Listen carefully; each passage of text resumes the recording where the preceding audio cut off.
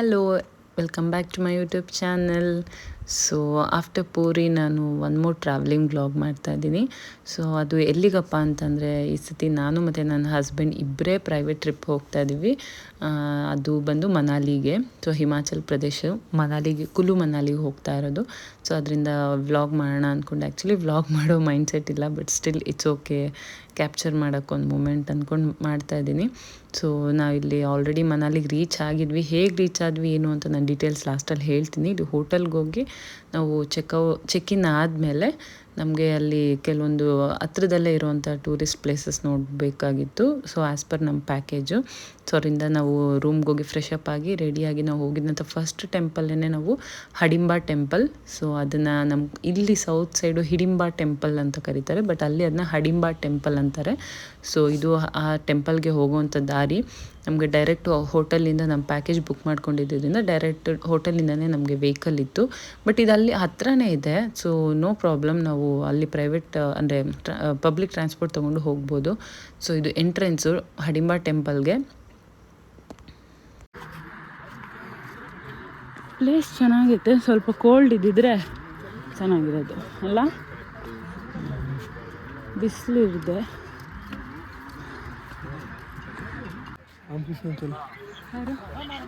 Ramalinga uncle ಇರ್ರಿ, ನಾನು blog ಮಾಡ್ತೀನಿ.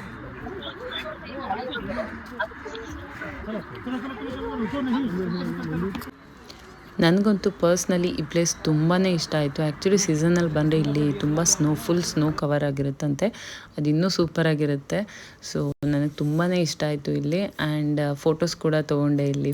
ನನ್ನ ಹಸ್ಬೆಂಡ್ ಹತ್ರ ಫೋಟೋ ಶೂಟ್ ಮಾಡಿಸ್ಕೊಂಡೆ.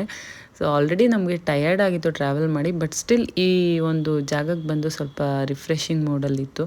ನಾನು ಕ್ಯಾಮ್ರಾ ಕೂಡ ತೊಗೊಂಡು ಬಂದಿದ್ದೆ, ಫೋಟೋಶೂಟ್ ಆಗಲಿ ವ್ಲಾಗ್ಸ್ ಆಗಲಿ ಶೂಟ್ ಮಾಡ್ಕೊಳ್ಳೋಕ್ಕೆ ಅಂತ. ಬಟ್ ನಾವು ಬಂದಿರೋದು ಸೀಸನಲ್ಲಿ ಸಮ್ಮರ್ ಥರ ಐತೆ ಇಲ್ಲಿ, ಏನದು ವಿಂಟರ್ ಫೀಲೇ ಇಲ್ಲ. ಈ ಪ್ಲೇಸ್ ನೋಡಿದ್ಮೇಲೆ ರೀಲ್ಸ್ ಮಾಡದೆ ಇರೋಕ್ಕೆ ಆಗಲಿಲ್ಲ. ಸೊ ನಮ್ಮ ಯಜಮಾನ್ರು ಶೂಟ್ ಮಾಡಿಕೊಡ್ತಾಯಿದ್ರು. ಸಾಂಗ್ ನೋಡಿಲ್ಲ ಅನ್ನೋ ಸ್ಟೆಪ್ಸ್ ನೋಡ್ತಿದ್ದಂಗೆ ಗೊತ್ತಾಗಿರುತ್ತೆ ಯಾವ ರೀಲ್ ಅಂತ. ಇದನ್ನ ಇನ್ಸ್ಟಾದಲ್ಲಿ ಪೋಸ್ಟ್ ಮಾಡಿರ್ತೀನಿ. 1-2-3 ಬ್ಲೂಪರ್ ಆದಮೇಲೆ ಫೈನಲ್ ಟೇಕ್ ತೊಗೊಂಡಿದ್ದು.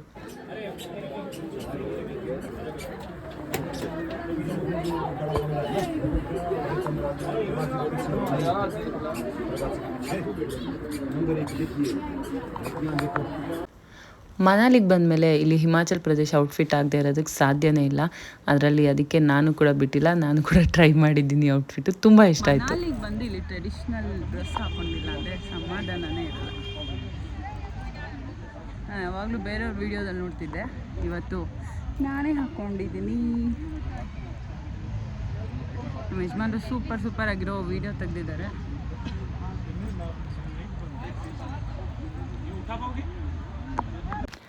ಇಲ್ಲಿ ಬೀದಿ ನಾಯಿಗಳು ನೋಡಿ ಗಾಯ್ಸ್, ಒಳ್ಳೆ ಚಿರತೆಗಳು, ಹುಲಿ ಇದ್ದಂಗೆ ಐತೆ ಇಲ್ಲಿ. ನಮ್ಮಲ್ಲಿ ಬೀದಿ ನಾಯಿಗಳು ಒಣಕೊಂಡು ಹೋಗಿರ್ತವೆ. ಸೊ ನಾವು ಬಂದಿದ್ದು ನೆಕ್ಸ್ಟ್ ಪ್ಲೇಸೇ ವನ್ವಿಹಾರು, ಹಡಿಂಬಾ ಟೆಂಪಲ್ ಆದಮೇಲೆ.